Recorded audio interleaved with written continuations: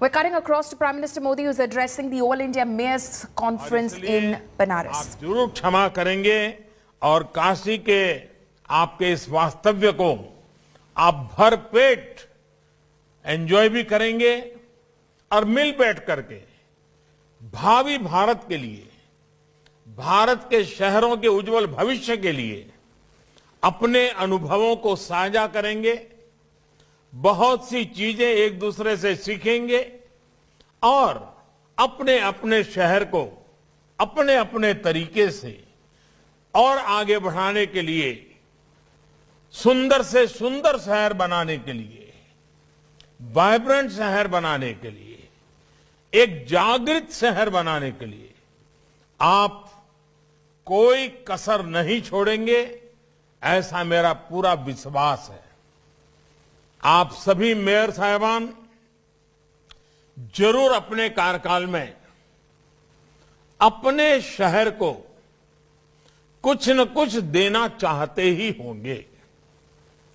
आप जरूर चाहते होंगे कि आप अपने शहर में कुछ ऐसा करके जाएं ताकि आने वाले समय में 5, 50, 20 साल के बाद जब भी कोई शहर में आए तो चर्चा करें कि जब फलाने सज्जन यहां मेयर थे या फलानी बहन यहां मेयर थी, तब ये शहर में ये काम हुआ था। एक याद बन जाएगी, एक दिशा बन जाएगी और हर किसी के मन में ये सपना भी रहना चाहिए, ये संकल्प भी रहना चाहिए और इस संकल्प की पूर्ति के लिए जी जान से जुट जाना भी चाहिए। और जनता ने जब हम पर विश्वास रखा हो, नगर का पूरा दायित्व हमें दिया हो, तो हमें भी इसको भली भांति पूरा करने का प्रयास करना चाहिए। और मुझे पक्का विश्वास है कि आप सब उस दिशा में जरूर कुछ न कुछ करते होंगे, जरूर उसका अच्छा परिणाम मिले, इसके लिए आपका प्रयास रहते होंगे। और मैं आज शहरी विकास मंत्रालय को, यूपी सरकार को और आप सभी को भी बहुत बधाई देता हूं कि आपने इस महत्वपूर्ण कार्यक्रम में के लिए बनारस को चुना है, मेरी काशी को चुना है। देश के विकास के लिए आपके संकल्पों से बाबा विश्वनाथ का आशीर्वाद जुड़ेगा तो आप सब कुछ न कुछ नया प्राप्त करके, नई प्रेरणा लेकर के, नया उमंग लेकर के अवश्य अपने अपने कार्यक्षेत्र में लौटेंगे। काशी में हो रहे इस कार्यक्रम को मैं कई संभावनाओं के साथ जोड़कर देख रहा हूं। एक और बनारस जैसा दुनिया का सबसे प्राचीन शहरों में से एक स्थान और दूसरी ओर आधुनिक भारत के आधुनिक शहरों की रूपरेखा।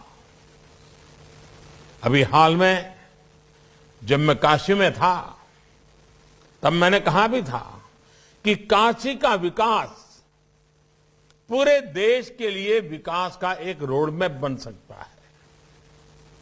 हमारे देश में ज्यादातर शहर पारंपरिक शहरी ही है, पारंपरिक तरीके से ही विकसित हुए हैं।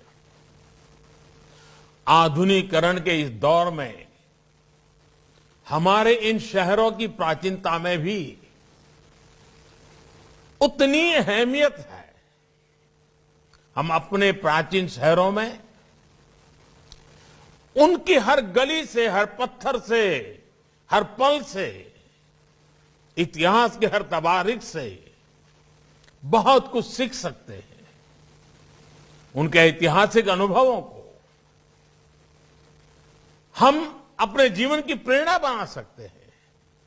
हमारी विरासत को सहेजने की, संवारने की नए नए तौर तरीकों हम विकसित कर सकते हैं। हम सीख सकते हैं लोकल कला कौशल को, उसको आगे बढ़ाने के तरीकों को, कैसे लोकल स्किल और प्रोडक्ट्स शहर की पहचान बन सकते हैं।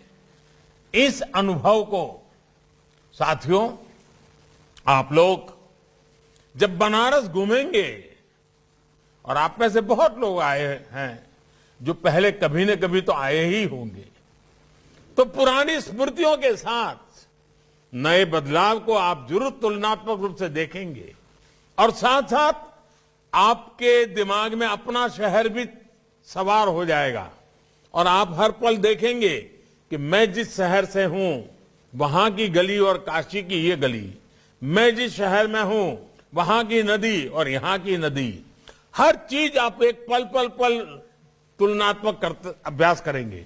और आपके साथ जो और मेयर होंगे उनके साथ भी आप चर्चा करेंगे, उन्होंने क्या किया है, कैसे किया है। हम सबको चर्चा करते करते करते नए विचार मिलेंगे, नई कल्पनाएं मिलेंगी, नए कार्यक्रमों की रचना तैयार होगी, और वो अपने शहर में जाकर के जब आपका नेतृत्व उस काम को करेगा तो आपके शहर के लोगों को, आपके राज्य के लोगों को एक नई खुशी मिलेगी, नया विश्वास मिलेगा। और हमें कोशिश करनी चाहिए हम इवोल्यूशन में विश्वास करें। रिवॉल्यूशन की आज भारत को जरूरत नहीं है, हमें कायाकल्प की जरूरत है।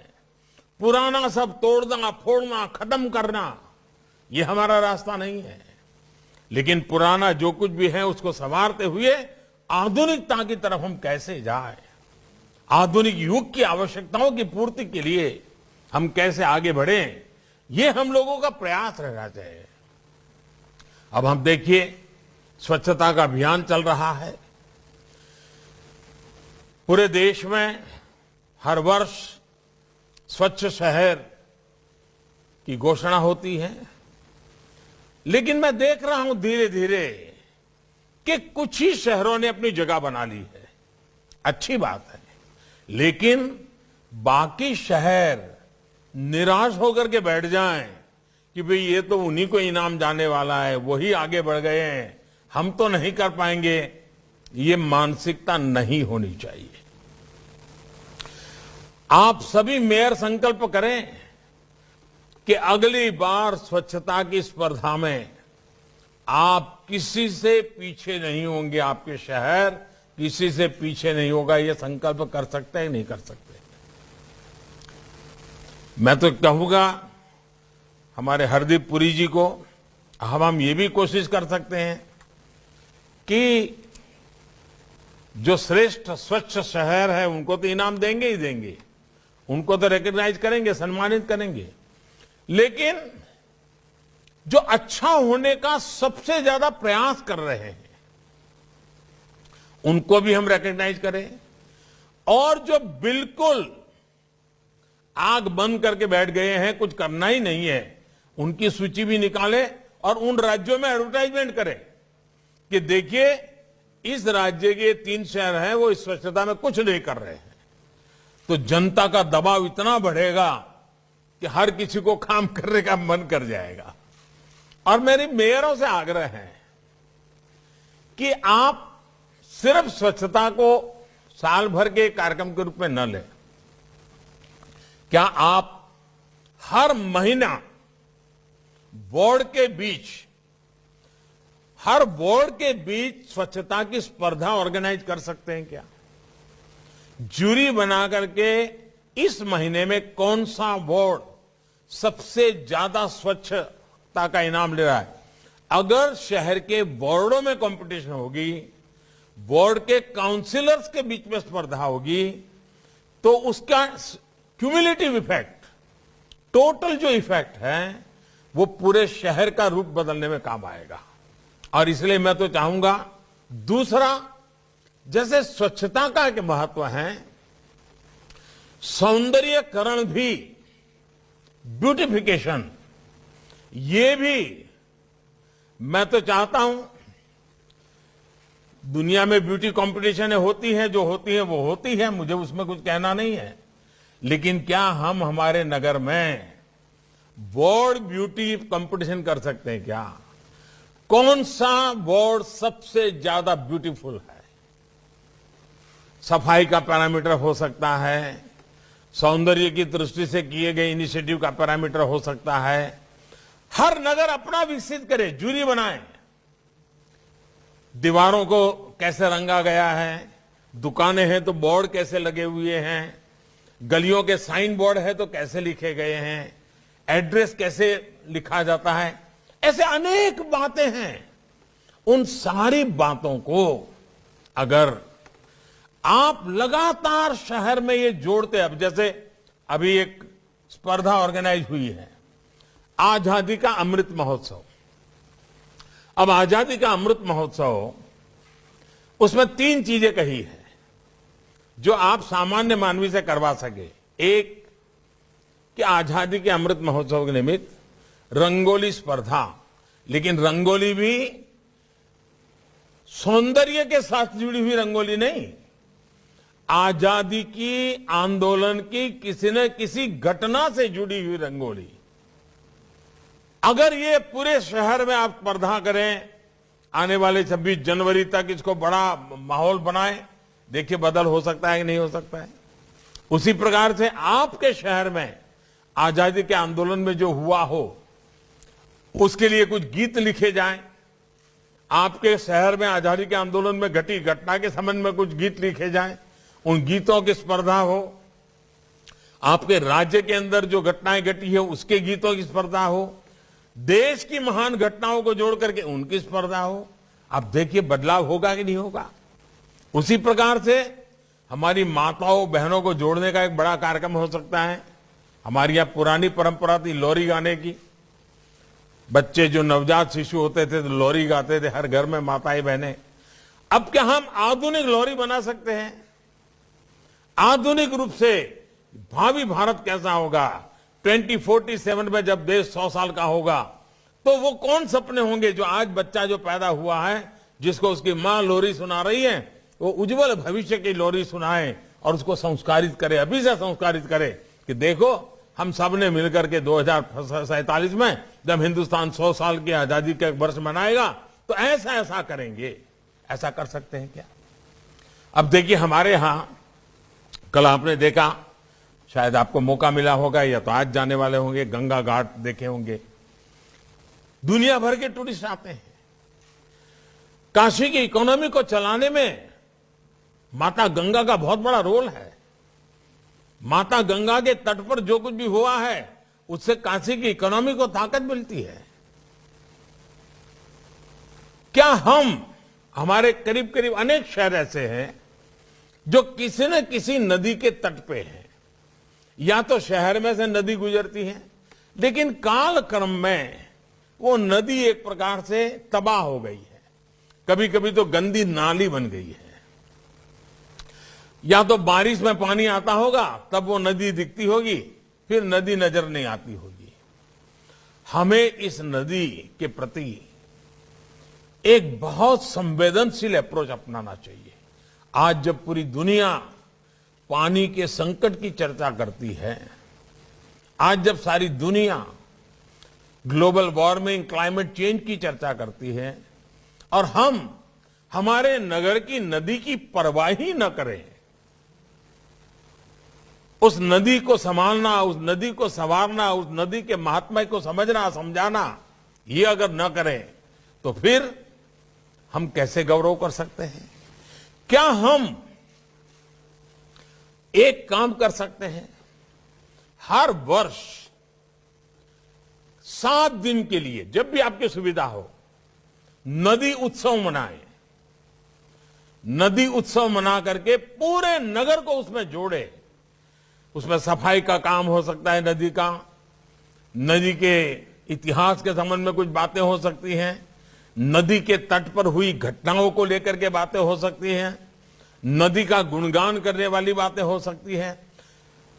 कभी नदी के तट पर जाकर के कुछ समारोह हो सकते हैं, कुछ कवि सम्मेलन हो सकते हैं। यानी नदी को केंद्र में, नगर के विकास की यात्रा में नदी को फिर एक बार जीवंत स्थान, जहां नदी है वहां, इसको हमने हल्का फुल्का नहीं छोड़ना चाहिए। आप देखिए आपके नगर में एक नई जान आ जाएगी, नया उत्साह आ जाएगा। नदी का महत्व कैसे बढ़े, इसके लिए हमने करना चाहिए। उसी प्रकार आपने देखा होगा कि single use plastic, single use plastic के संबंध में हम हमारे नगर में कितने सजग है।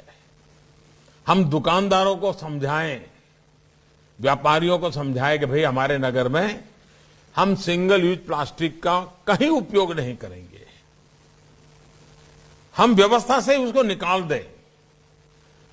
अरे गरीब की बनाई हुई अखबार की रद्दी की जो छोटी छोटी थैलियां होती है उसका उपयोग करो, या तो आदत डालो कि घर से थैला लेकर के खरीदने के लिए जाने की आदत बनाई जाए।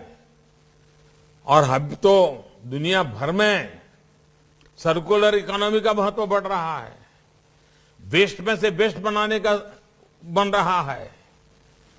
कभी कभी नगर में ये भी कंपटीशन हो सकती है कि चलो भाई वेस्ट में से बेस्ट बना करके उसकी प्रदर्शनी, उसका एक मार्केटिंग, बड़ा मेला लगे। जितनी भी टैलेंट है, डिजाइनर्स हैं, पुरानी पुरानी चीजें का, और आपने देखा होगा कितनी बढ़िया बढ़िया चीजें लोग बनाते हैं, और एक प्रकार से चौराहे पर रखे तो एक स्मारक बन जाती है। हमने वेस्ट मैनेजमेंट के लेकर के उसका एक रेवेन्यू मॉडल बन सकता है। मॉडल कैसे बन सकता है, उस दिशा में हमने काम करना चाहिए। कुछ शहरों ने किया है। अरे सीवेज का पानी भी रीयूज हो सकता है बगीचों में। अगर आज हम पानी का उपयोग करते हैं, आप कल्पना कर सकते हैं अगर गांव को, किसानों को पानी मिलना बंद हो जाए और हम कहेंगे शहर को पानी दो, तो क्या स्थिति बनेगी। हमारे जो पीने के सिवाय के काम है उसमें सीवेज वाटर का ट्रीटमेंट करके उसमें से पानी बगीचों के लिए, बाकी कामों के लिए बहुत बड़ी मात्रा में उपयोग कर सकते हैं। तो जो वेस्ट है वो वेल्थ में कन्वर्ट होगा, और वो पानी की जो गंदगी है वो भी दूर हो जाएगी, और शहर के आरोग्य में भी बहुत बड़ा बदलाव आएगा। अगर हम शहर में आरोग्य के लिए ये प्रिवेंटिव चीजों पर बल नहीं देंगे तो कितने ही अस्पताल बनाए, कम पड़ जाएंगे, स्वाभाविक है। और इसलिए हमारा शहर स्वच्छ रहे, स्वस्थ भी रहे, ये भी हम लोगों का प्रयास होना चाहिए।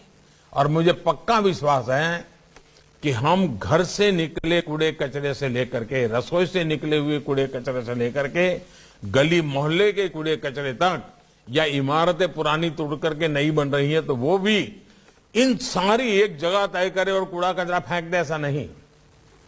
हम कोशिश करें कि हम उसमें से कैसे आगे आ सकते हैं। अब जैसे सूरत में सीवेज वाटर ट्रीटमेंट का एक आधुनिक मॉडल डेवलप किया गया है, वहां भी सीवेज वाटर को ट्रीटमेंट के बाद इंडस्ट्री को बेचा जा रहा है और लोकल बॉडी को कमाई हो रही है। ऐसा कई शहरों में होता होगा, तो मुझे जानकारी थी इसलिए मैंने उसका उल्लेख किया। ऐसे कई शहर है जो आज कर रहे हैं, और उसके कारण शहर के रेवेन्यू को भी फायदा हो सकता है। और हमारी ये कोशिश होनी चाहिए कि शहर के रेवेन्यू में, इस दिशा में मैं मानता हूं कि शहर का जन्म दिवस हमें पता होना चाहिए हमारे शहर का जन्म दिवस कब है। नहीं है तो पुरानी चीजों को खोजना चाहिए, निकालना चाहिए, रिकॉर्ड पर अवेलेबल होगा। शहर का जन्म दिवस बड़े तामझाम के साथ मनाना चाहिए।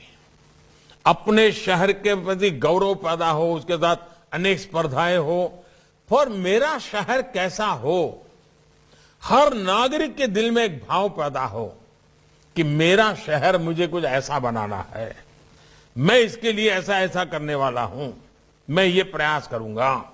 ये जब तक हम नहीं करते हैं तो फिर क्या होता है, टैक्स बढ़ाया कि कम किया, फलाना किया कि ढिकना किया, इसी में चर्चा हो रही है। अभी योगी जी अपने भाषण में एलईडी बल्ब की चर्चा कर रहे थे। क्या आप तय कर सकते हैं कि मेरे नगर में एक भी गली, एक भी खंभा ऐसा नहीं होगा जिस पर एलईडी बल्ब ना लगा हो। आप देखिए नगर पालिका के, महानगर पालिका के बिजली का बिल एकदम से कम हो जाएगा, और रोशनी बदलेगी वो तो अलग। अब ये बड़ा अभियान के लिए तय करना चाहिए कि ये काम मुझे 2 महीने 3 महीने में पूरा करना है। एक भी बल्ब ऐसा नहीं होगा जो एलईडी बल्ब ना हो। उसी प्रकार से आप अपने मतदाताओं को, अपने नगर के नागरिकों को, उनको खुश करने के लिए भी एक काम कर सकते हैं। हर घर में एलईडी बल्ब हो। मध्यम वर्ग परिवार के घर में अगर एलईडी बल्ब से लाइट चलेगा तो उसका बिजली का बिल 200, 500, 1000, 2000 कम आएगा। मध्यम वर्ग के पैसे बच जाएंगे। ये प्रयास हम लोगों को करना चाहिए और ये सारा के लिए नई योजनाएं उपलब्ध है। इन उपलब्ध योजनाओं का उपयोग करते हुए हम इन बातों को कैसे आगे बढ़ाएं। आज आजादी का अमृत महोत्सव चलता है। देखिए, शहर का विकास भी जन भागीदारी से होना चाहिए। जन भागीदारी पर बल देना चाहिए। जितनी मात्रा में जन भागीदारी, अब जैसे हमारा आग्रह है कि अगर आपके नगर में एनसीसी के यूनिट चलते हैं स्कूलों में, तो एनसीसी के यूनिट के लोगों से बात करो। जितने भी आपके यहां स्टैच्यू लगे हुए हैं, बाबा साहब आंबेडकर के स्टैच्यू होगा, महात्मा गांधी का स्टैच्यू होगा, कहीं स्वामी विवेकानंद जी का स्टैच्यू होगा, कहां शहीद वीर भगत सिंह जी का स्टैच्यू होगा, कहीं राणा प्रताप जी का होगा, कहीं छत्रपति शिवाजी महाराज का होगा। अलग अलग स्टैच्यू रहते हैं। लगाते समय तो हम बहुत जागरूक होते हैं, वाह तामझाम, इतना मन लग जाता है। लेकिन लग जाने के बाद कोई उसकी तरफ देखता नहीं है। साल में एक दिन जब या तो उनको जन्मदिन होगा तब तो हम देख लेते हैं। क्या हम हमारे एनसीसी के कैडेट्स, उनकी टोलियां बना करके हर दिन सभी स्टैच्यू को साफ सुथरा करेंगे, उसकी सफाई करेंगे और जो बच्चे इकट्ठे होंगे वो स्टैच्यू किसका है उस पर 5 मिनट भाषण करेंगे। हर दिन नए नए बच्चे आएंगे तो उनको पता चलेगा भाई ये स्टैच्यू है, इस महापुरुष ने ये काम किया था और आज हमारी बारी है कि चलो इस चौराहे को साफ सफाई का हमें मौका मिला है। चीजें छोटी हैं लेकिन पूरे नगर को बदलाव लाने की बड़ी ताकत रखती है। आपके कार्यकाल में यह आजादी का अमृत महोत्सव आया है।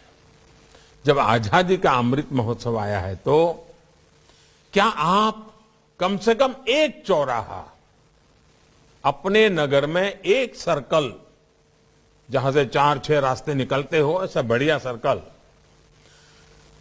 उसमें पब्लिक प्राइवेट पार्टनरशिप से, सरकार का म्युनिसिपैलिटी का पैसा नहीं, जन भागीदारी से कोई ऐसा स्मारक बना सकते हैं, यूनिक स्मारक, जो आजादी के अमृत महोत्सव से सुसंगत हो, आजादी के आंदोलन को या देश के कर्तव्य भाव को या उज्जवल भविष्य के भारत की कुछ चीज दिखे, ऐसा सर्कल का सुशोभन।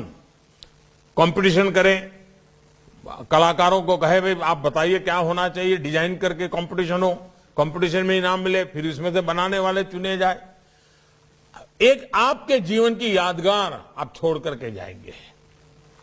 अरे मैं मानता हूं कि ऐसी बहुत सी चीजें हैं जिस पर हम बल देंगे। उसी प्रकार से आपके शहर की एक पहचान, क्या आपको नहीं लगता है कि वे आपके शहर की एक पहचान बने? हो सकता है कोई शहर हो जो खाने की किसी एक चीज के लिए बहुत जाना जाता हो, उसी को चलो कि भाई हमारा ये शहर, वहां की खाने की ये चीज बहुत प्रसिद्ध है। अब जैसे बनारस का पान, कहीं पर भी पूछो लोग बनारस का पान बोलते ही बोलते हैं। किसी ने मेहनत की होगी, एक पहचान बन गई। हो सकता है सारे मेयर भी टेस्ट करेंगे बनारस के पान का। लेकिन कहने का मेरा मतलब है कि आपके नगर में वैसा ही कोई प्रोडक्ट होगा, वैसा ही कोई ऐतिहासिक स्थान होगा। आप अपने शहर का ब्रांडिंग, अपने शहर की किसी उत्पाद, जैसे आप कभी देख लेना, आज उत्तर प्रदेश में आए हो, उत्तर प्रदेश में एक बहुत अच्छा कार्यक्रम चल रहा है, 1 डिस्ट्रिक्ट 1 प्रोडक्ट। और उन्होंने बड़ा मैपिंग करके किस जिले में कौन सी चीज ज्यादा मशहूर है, कौन सी चीजों का महत्व है, उन्होंने निकाल उसके सोवेनियर भी है, अगर हो सके तो वहां के मुख्यमंत्री जी आपको देंगे। आप देखिए उतना इसका असर पैदा हुआ है कि जैसे कोई एक क्षेत्र होगा जहां खेलकूद के साधन बन रहे हैं तो उसकी पहचान हो गई। आप अपने शहर का वैसी क्या विशेषता है जो हिंदुस्तान में किसी को भाई, जैसे बनारसी साड़ी फेमस हो गई दुनिया में, हिंदुस्तान के किसी भी कोने में शादी होती तो हर को मन करता है कि एक तो बनारसी साड़ी खरीदेंगे, इसलिए इसका ब्रांडिंग कर दिया। क्या आपके शहर की ऐसी चीज है जो पूरे हिंदुस्तान के हर कोने के मालूम हो कि भाई हां, पटना की ये चीज बढ़िया है, हैदराबाद की ये चीज बढ़िया है, कोची की ये चीज बढ़िया है, तिरुवनंतपुरम की ये चीज बढ़िया है, चेन्नई की ये चीज बढ़िया है। आपके शहर के अंदर ऐसी कौन सी विशेषता है, पूरा शहर मिलकर के तय करे भाई हां, हमारी ये सबसे बड़ी ताकत है, उसको कैसे बढ़ाया जाए। आप देखिए एक इकोनॉमिक एक्टिविटी का एक बहुत बड़ा साधन बन जाएगा। यानी शहरों का डेवलपमेंट, उसमें एक नए स्तर पर हमको ले जाना है, उसकी दिशा में हमें प्रयास करना होगा। अब आप देखते हैं शहरों में बढ़ती हुई जनसंख्या, मोबिलिटी के कारण, ट्रैफिक जैम के कारण समस्याएं आ रही है। अब हम कितने ही फ्लाईओवर बना दें, अब आप सूरत में जाएंगे, हर 100 मीटर जाने के बाद कोई न कोई फ्लाईओवर आ जाता है। शायद वो फ्लाईओवर की सिटी बन गई है। कितने फ्लाईओवर बनाएंगे, समस्या का समाधान नहीं होगा। हमने लोगों के आने जाने के लिए पब्लिक ट्रांसपोर्ट सिस्टम, अब मेट्रो पर बड़ा बल चल रहा है, हमारे देश में मेट्रो पर काफी काम भी हो रहा है, लेकिन इसके सिवा भी बहुत सी चीजें हैं। हम समाज जीवन में स्वभाव कैसे बनाएं, इसके लिए हम कैसे प्रयास करें। जब तक हम इन चीजों को हम ध्यान नहीं देंगे, इन चीजों का महात्म्य नहीं समझेंगे। अब देखिए दिव्यांगजन, मेरे नगर में दिव्यांगजनों के लिए जो कुछ भी आवश्यकता है, कोई भी नई इमारत की रचना होगी, कोई भी नया रोड बनेगा, कोई भी क्रॉस सेक्शन आएगा, मैं सुगम्य भारत अभियान के तहत उसकी रचना के अंदर नियमों में वो डालूंगा, ताकि दिव्यांगजनों के लिए समाज में स्थान है। टॉयलेट बनेंगे तो एक तो दिव्यांगजनों की आवश्यकता के अनुसार बनेगा, रास्ते बनेंगे तो दिव्यांगजनों के लिए जो सुविधा है वो होगी, बस में चढ़ने उतरने का जो स्टेप्स होंगे तो दिव्यांगजनों की तकलीफ को ध्यान में रखा जाएगा।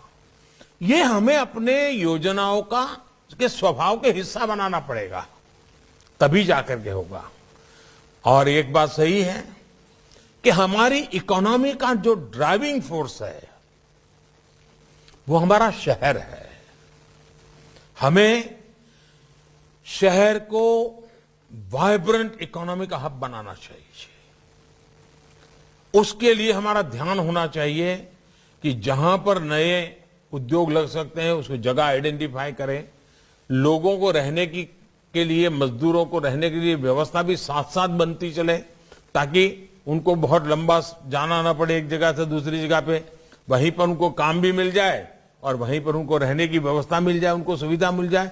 हमारे डेवलपमेंट के मॉडल में हमें ये इंटीग्रेटेड अप्रोच, होलिस्टिक अप्रोच, ये हमें ये रखना ही होगा। और तब जाकर के इकोनॉमी एक्टिविटी के लिए हर कोई आएगा कि भाई यहां एक इकोसिस्टम है, यहां व्यवस्थाएं हैं, मैं जाकर के अपना उद्योग लगा सकता हूं, अपना कारखाना लगा सकता हूं और मैं रोजगार पैदा कर सकता हूं, मैं उत्पादन कर सकता हूं। हमारे विकास के मॉडल में एमएसएमई को कैसे बल मिले, ये हमें चिंता करनी होगी। और एक बात आप सबको मेरा बहुत आग्रह है, और मैं सभी मेयर साहिबान से मैंने जितना बस बताया, हो सकता है सब चीजें आपको कर पाए न कर पाए, आपकी प्रायोरिटी हो न हो, लेकिन एक काम आप अगर करेंगे आपको बहुत सुख मिलेगा, बहुत संतोष मिलेगा, और वो है पीएम स्वनिधि योजना। आप भली भांति जानते हैं कि हर शहर में जो स्ट्रीट वेंडर्स होते हैं, जो रेहड़ी पटरी वाले लोग होते हैं, इनका हरेक के जीवन में बहुत महत्व होता है। माइक्रो इकोनॉमी में भी वो बहुत बड़ी एक ताकत होते हैं, लेकिन सबसे ज्यादा उपेक्षित रहे हैं। कोई उनको पूछने वाला नहीं है। वो बेचारे बहुत महंगे ब्याज से, साहूकार से कहीं से पैसे ले आते हैं, अपना कारोबार चलाते हैं, आधा पैसा ब्याज में ही चला जाता है। वो गरीबी से लड़ना चाहता है, मेहनत करता है, दिन में चिल्ला चिल्ला करके गलियों में जाकर के अपना माल बेचता है। क्या कभी उसकी चिंता हमने की है? ये पीएम स्वनिधि योजना इसके लिए है। और कोरोना काल में तो अच्छों ने देख लिया है कि इन लोगों के बिना जीना मुश्किल है, क्योंकि कोरोना काल में वो लोग नहीं थे। सबको पता, पहले तो पता नहीं चलता था, लेकिन जब 2 दिन तक सब्जी वाला नहीं आता था तो फिर परेशानी होती थी। फिर याद आता था, अरे यार सब्जी वाला नहीं आया, दूध वाला नहीं आया, अखबार वाला नहीं आया, घर में सफाई करने वाला नहीं आया, खाना पकाने वाला नहीं आया, कपड़े धोने वाला नहीं आया। सबका पसीना निकल गया था। कोरोना ने हमारे ये जो हमारी मदद करने वाला पूरा वर्ग है, जिनके भरोसे हमारी जिंदगी चलती है, ये कितने मूल्यवान है, कितने बहुमूल्य है, ये हमको समझा दिया है। उसकी ताकत का हमें एहसास करवा दिया है। हमारा दायित्व बनता है कि हम अब एक जीवन का, जिम्मेवारी का हिस्सा बनाएं कि हम इनको कभी अकेला नहीं छोड़ेंगे। ये हमारे अपने ही यात्रा के अंग है। इनकी मुसीबतों को हम हर पल देखेंगे, और इसके लिए पीएम स्वनिधि योजना लाए हैं। पीएम स्वनिधि योजना बहुत ही उत्तम है। आप अपने नगर में उनकी लिस्ट बनाइए और उनको मोबाइल फोन से लेन देन सिखा दीजिए। बैंक से उनको पैसा मिलेगा। थोक व्यापारी के यहां से वो माल लेना जाए, सब्जी बेचता है, सुबह वो मार्केट में जाकर के 500 रुपए की सब्जी लेकर के अपनी लॉरी भर देता है, तो वो पैसे मोबाइल फोन से ही उनको दे। फिर वो 200-300 घरों में सब्जी बेचने जाता है, उनसे ही मोबाइल से ही फोन ले, पैसे ले, कैश न ले, डिजिटल ले। अगर उसका 100% डिजिटल रिकॉर्ड बनता है तो पता चलेगा बैंक वालों को कि भाई इनका तो कारोबार अच्छा है, तो अभी 10,000 रुपया दिया है तो 20,000 कर देगा, 20,000 दिया है तो 50,000 तक कर देगा। और मैंने तो ये भी कहा है कि अगर आप 100% डिजिटल ट्रांजैक्शन करते हो तो जो हिसाब किताब बैठता है, ब्याज करीब करीब 0 हो जाता है। ये हमारे रेहड़ी पटरी वालों को इतना बड़ा पैसों का कारोबार बिना ब्याज को मिल जाए, मैं पक्का मानता हूं वो बहुत ही अच्छा कर लेंगे। अपने बच्चों की पढ़ाई पर ध्यान देंगे, वो अच्छा क्वालिटी माल बेचना शुरू कर देंगे, ज्यादा बड़ा व्यापार करना शुरू कर देंगे, और आपके नगर में लोगों की सेवा अच्छी होगी। क्या आप प्रधानमंत्री स्वनिधि योजना इसको प्राथमिकता बना सकते हैं? काशी की धरती से मां गंगा के तट पे आप संकल्प लेकर के जाइए कि इसी 2022 में जब 26 जनवरी आएगी, 26 जनवरी को पहले हम ये कर करके जाएंगे। 26 जनवरी के पहले हमारे नगर के 200, 500, 1000, 2000 जो भी रेहड़ी पटरी वाले हैं, इनका बैंक का खाता खुल जाएगा, उनको डिजिटल लेन देन की ट्रेनिंग दी जाएगी, उनके जो जिन व्यापारियों से माल खरीदते हैं उनको भी डिजिटल की ट्रेनिंग दी जाएगी। जहां वो जाकर के माल अपना बेचते हैं उनको डिजिटल ट्रेनिंग दी जाएगी। देखते ही देखते ये डिजिटल का कारोबार भी बढ़ जाएगा और मेरे रेहड़ी पटरी वालों को कम से कम ब्याज में, हो सके तो 0 ब्याज से अपना कारोबार बढ़ाने का एक बहुत ही बड़ा अवसर मिल जाएगा। बहुत सी बातें हैं साथियों। आप यहां आए हैं काशी में, काशी को बहुत बारीकी से देखेंगे भी और अनेक नए नए सुझाव आपके मन में होंगे।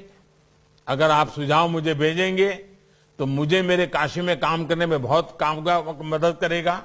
आप You heard the Prime Minister there addressing the All India Mayors Conference, which is happening in Varanasi. We're slipping into a very short break. Stay tuned. News and updates will continue on the other side.